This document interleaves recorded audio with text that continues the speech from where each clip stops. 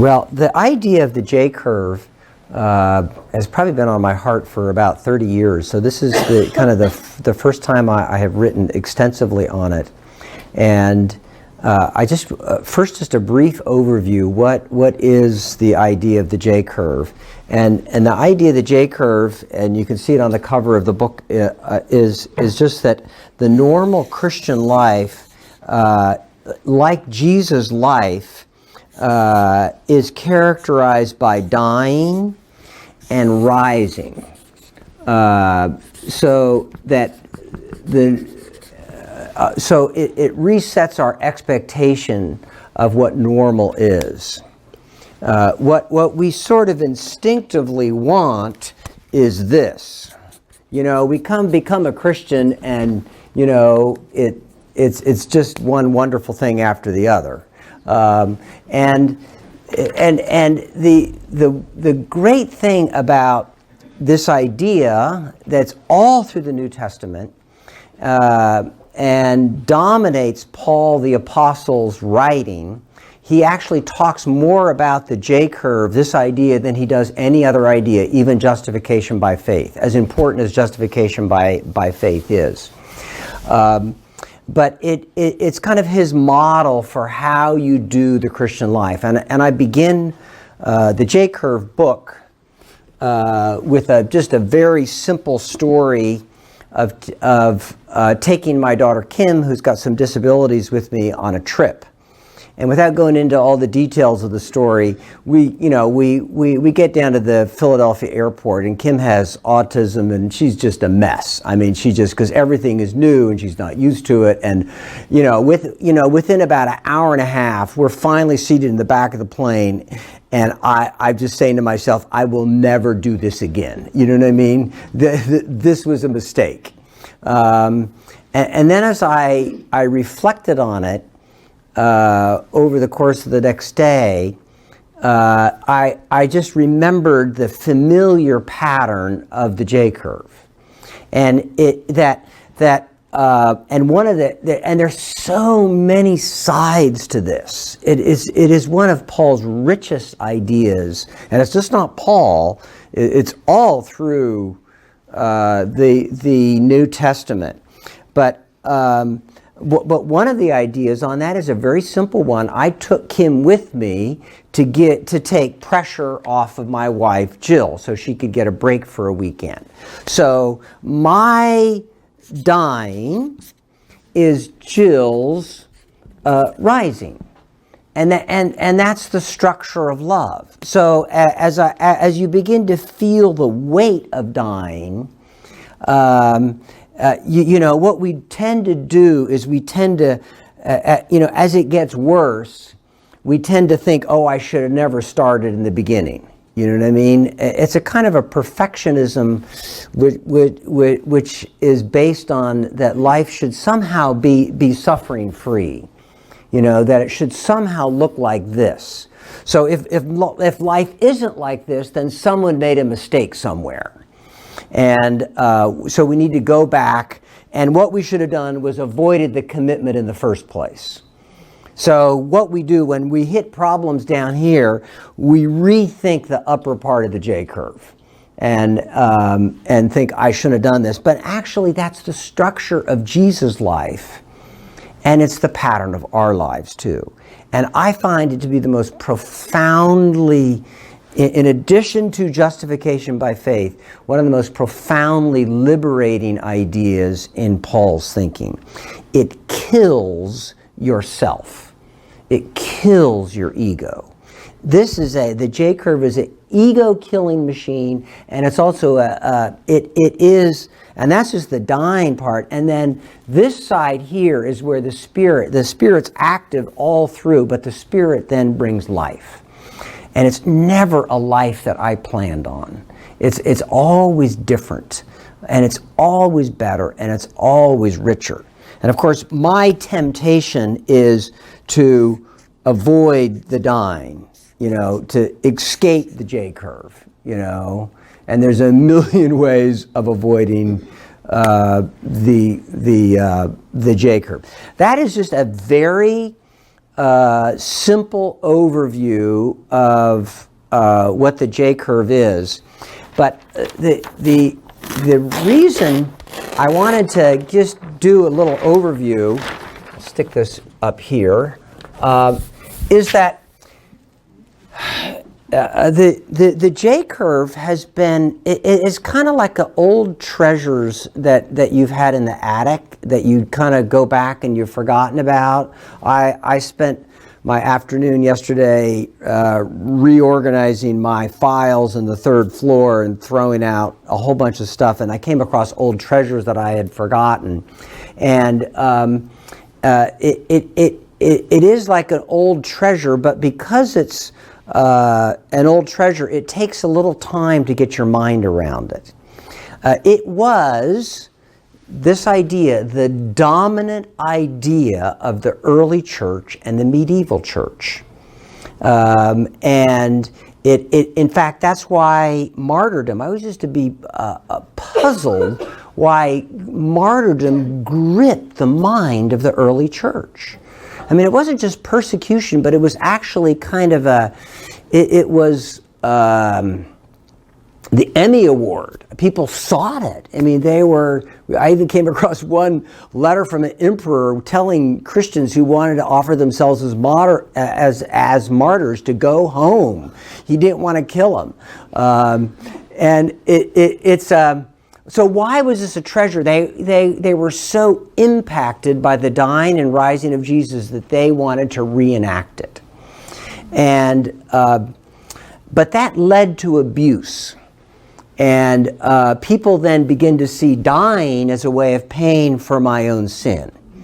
So the Reformation actually recoiled from the abuses of the J-curve. Does that make sense? But it tended to get forgotten. And it just was one of those treasures in the attic that had been a problem and just kind of got forgotten. So because of that, in the J-curve study, in the book and in the study that you're going through, I take a lot of time to frame the idea of the J-curve. So there's 14 lessons here, but you actually don't start talking about the J-curve till lesson 9. So there's 2 whole sections beforehand, and one of in part 1. And actually, you'll notice that the title of this study is actually called Unit 1, United with Christ. So part 1 of the study is all on union with Christ. And I use, I examine, and we'll get into it today in today's lesson. For union with Christ, I don't do it in this first lesson, but later on, I just use the idea of circle. Just a very simple circle, and I connect it with, and I explain the idea of union with Christ. It's a kind of a way that we do life. We all want to be in union with something. And the other idea that I'll go over today is this little chart. You'll be very familiar with it, called the failure boasting chart. With failure at the bottom and boasting at the top, and me somewhere in between. And what I'm doing with that failure boasting chart, I'm introducing and sitting on the idea of the flesh. And then Unit 2 is on justification by faith. And I relate union with Christ to justification by faith. And once you get that frame, then the J-curve begins to make more sense. Here's another way of saying so Unit 3 we begin to get into the J-curve. Here's another way of saying that. Let me mention. Then after this, so this is Unit 1. I have 4 other units that we're going to be slowly releasing over the next couple years that just look at the J-curve. This one looks at Philippians Unit 1 of the J-curve. Unit 1 of the J-curve looks at Philippians chapter 3, verses 2 to 11. Unit 2 goes to, and this is just kind of for your information, sits on Philippians chapter 3 and actually surveys all the J-curves that Paul has in his writing. And you'll be amazed at both the complexity of it and the simplicity of it. Unit 3 looks at the whole book of Philippians. So this is not, what I'm talking about are studies beyond this, okay? Unit 3 looks at the whole book of Philippians and how Paul is showing how the J-curve works in his life, in Epaphroditus' life, in Timothy's life, and calls the entire church to do that. Unit 4 dives into 1st and 2nd Corinthians and looks at how the J-curve dominates 1st and 2nd Corinthians. By the way, 1st and 2nd Corinthians is the Romans of the J-curve. The way Romans just kind of plots it out. Philippians is the Galatians of the J-curve. Romans and Galatians are Paul's two great justification by faith books. And Philippians and 1st and 2nd Corinthians are his two great J-curve books, although the J-curve is all through Paul's writing. Unit 5 then, so Unit 4 looks at, I think the title of that one is the J-curve in community, because the Corinthians are essentially living on the failure boasting chart. They understand justification by faith, but their whole approach to life is justification by faith is kind of like a glaze over their life, but the way they really do their life is about prestige and power. And Paul just relentlessly goes after that with the J-curve. And then finally, Unit 5 goes to the book of Acts and also Philemon and looks at how the J-curve looks in Paul's life in mission. And there's a little bit of it's slightly repetitive, but the reason at every lesson we'll look at the J-curve slightly different ways. But again, you have to be patient because the first 8 lessons don't even get into that. It's not a bad idea to read the J-curve book to give you an overview of it. You'll come away thinking, woo, there's just a lot of things here. And I try to emphasize them gradually, but when you get a new idea, it can be kind of hard to absorb everything at once. Let me see if here's one of the main ideas of seeing the J-curve and why I'm sitting on union with Christ, this idea. We are used to thinking, and the Reformation has emphasized what Christ does for us. That's wonderful. That's all through the New Testament. You could call it this way, the benefits of Christ to us. Okay? But what you'll discover in the J-curve is that there is something more, that you actually enter into Christ. You participate in his life. And there's been a nervousness on our faith that will somehow undermine justification by faith. And so we labor to say that, I labor to explain it doesn't. But there's a sense that I'm actually in union with Christ. And the whole idea, that trip with my daughter Kim, draws me into Christ because it weakens me. Because the J-curve here is an ego-killing machine. And this is, what you do in the J-curve, your first move is always prayer. It's a flesh-killing machine that draws you into Christ. So you it's a way of knowing Jesus. We're so used to think of knowing as merely knowledge, sort of intellectual or teaching knowledge, but there's a knowing of Christ that only happens as you receive the suffering that God has brought in your life, as you take the cup, as you enter into the life that he's given you, as opposed to pushing it away. And that's kind of the whole idea of dying, and then out of that comes a rising. So just another thought, just a couple of styles of the study. You'll be sitting on 10 verses for 14 weeks. And that's not a typical study.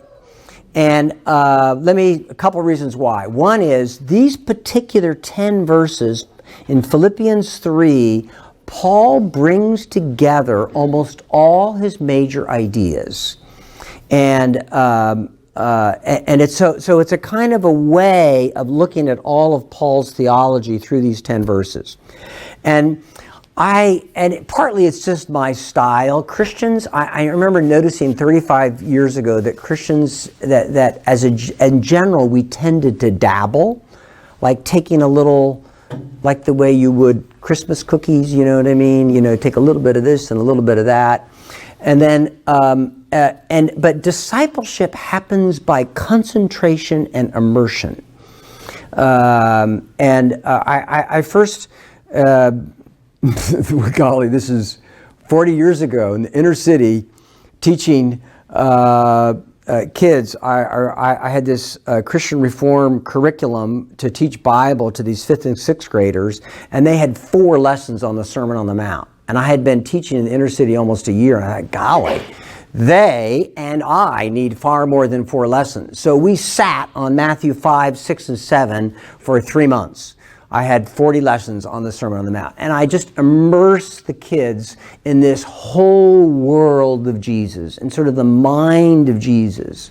And that's kind of what we're doing here. It's we're immersing ourselves in some of the, and that's why we're sitting on this one set of truths.